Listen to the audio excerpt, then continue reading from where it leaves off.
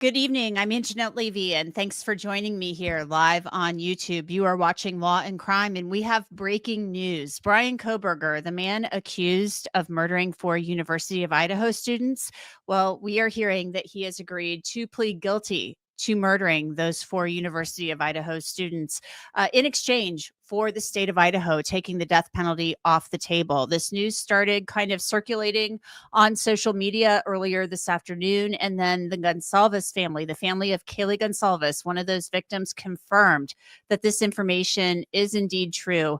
And let me tell you, they are not happy about it, not one bit. I want to put the picture of those 4 victims up on the screen. This case, let me tell you, shocked the town of Moscow, and it shocked the nation when these 4 beautiful young people, Madison Mogen, Kaylee Gonclaves, Ethan Chapin, and Xana Kernodle, were stabbed to death in their house off campus in Moscow, Idaho, back on November 13th, 2022. The 4 of them had gone to a football game. It was the homecoming game, the big game that November 12th. Kaylee had come back from Coeur d'Alene. She had moved out of her family's home, and she wasn't even supposed to be there, but she came back to the house on King Road to show off her brand new Range Rover to her lifelong best friend, Maddie, who you see there, and ended up dying, losing her life in the same bed, sleeping in the same bed as her best friend. Bryan Kohberger, this is somewhat surprising because he had maintained his innocence for so very long, saying through his attorneys that he did not commit these murders, despite the fact that his DNA was found on the inner snap of a K-bar knife sheath that was found next to the leg of Madison Mogen. These beautiful young college kids stabbed to death in their house off campus. Maddie laying there in her bed, sleeping, minding her own business, a knife sheath found next to her after she was stabbed. And Bryan Kohberger said, I didn't do this, despite the fact that his Hyundai Elantra, the white Hyundai Elantra, matched the description of the car seen leaving the scene, and that DNA being on that knife sheath. I actually have one of those knife sheaths here, sitting here in my office, and we can get that and talk a little bit about that here very shortly. But first, I want to bring in Philip Dube. Philip Dube is a criminal defense attorney. He practiced in Los Angeles for many, many years. And Philip, thank you so much for joining me. You were court-appointed counsel. You worked as court-appointed counsel, for decades, right, in Los Angeles County. And you and I have been talking about this case for more than a year, it feels like, about what was going to happen, what could happen. I remember specifically after Judge Hippler ruled that the evidence in this case would not be suppressed, you and I specifically spoke about this possibility and about just the massive amount of evidence in this case that pointed toward Bryan Kohberger, and how you and I feel like I could pull up the clip right now, discussed how a plea agreement may be in Bryan Kohberger's best interest.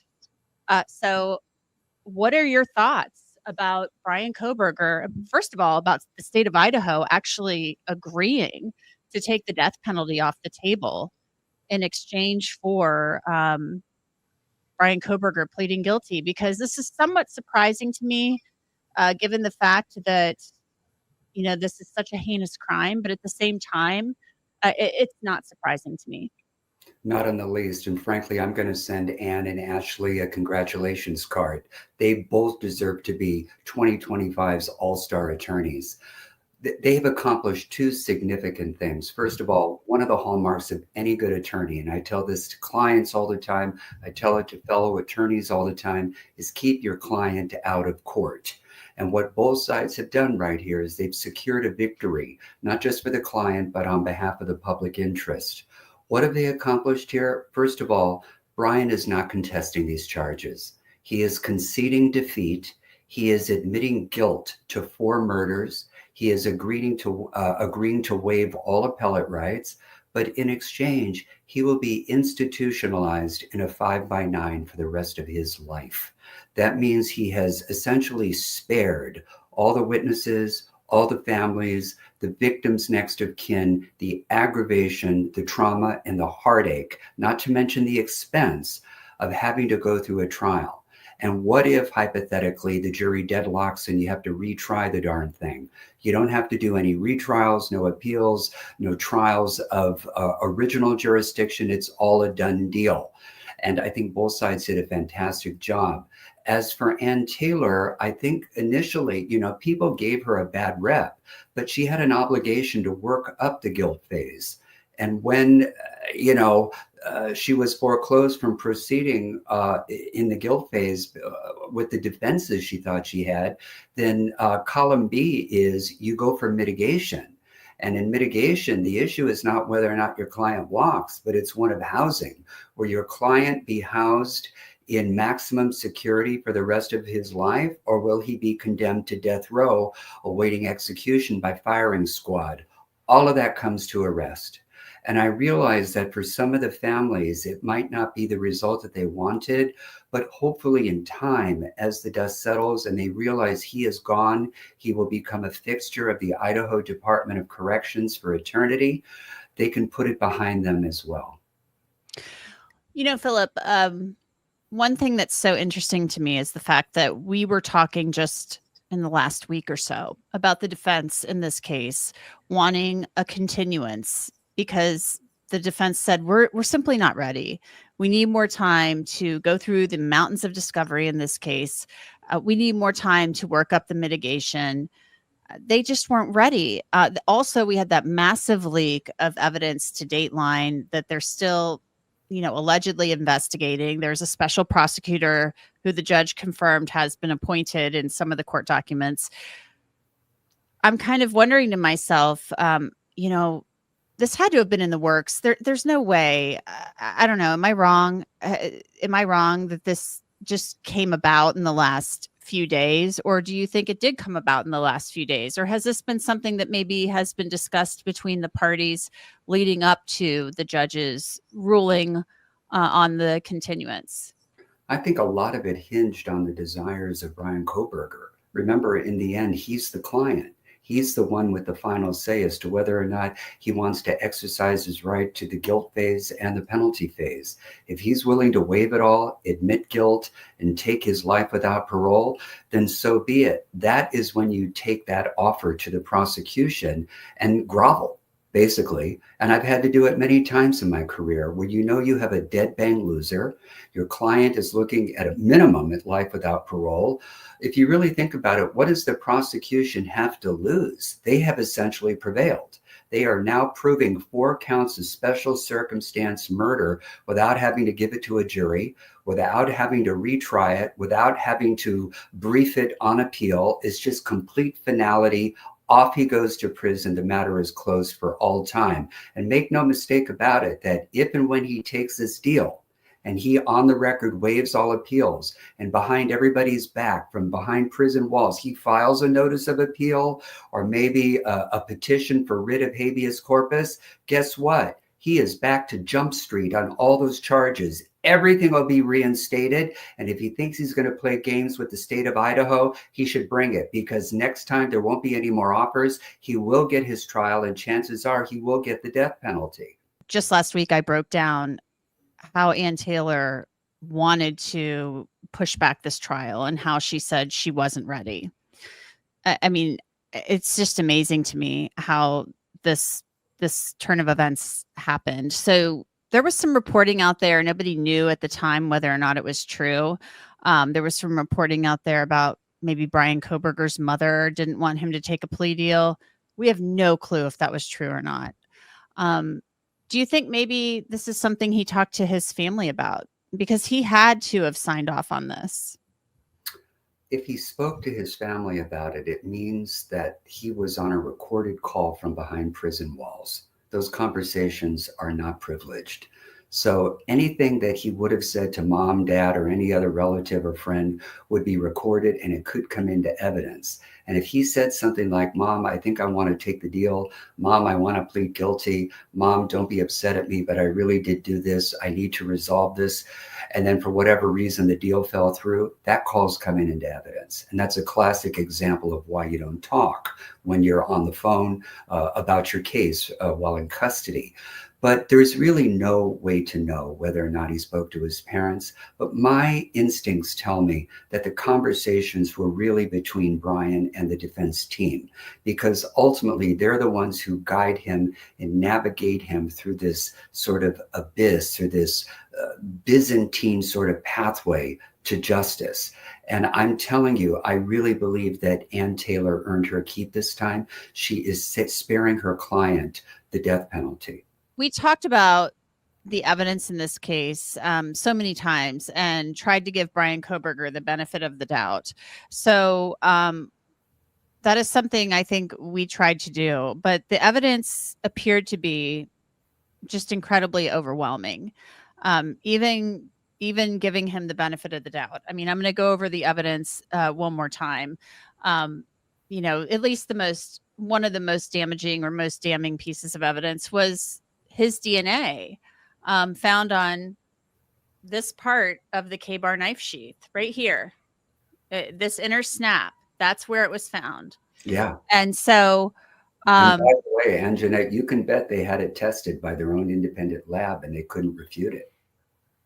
Yeah, so, most certainly. You know that they did. Yeah. And so, that right there is such a damaging piece of evidence that, that something had to, it's such a damaging piece of evidence. I don't know how they were going to contest it. Their own experts said that it was his DNA. Nobody thought that it wasn't his DNA. They were going to have to either say the sheath was planted or that somebody else put it there. Plus you had the car to contend with, the vehicle description, the FBI saying this is more than likely, this is the car we're looking for. And it was his car.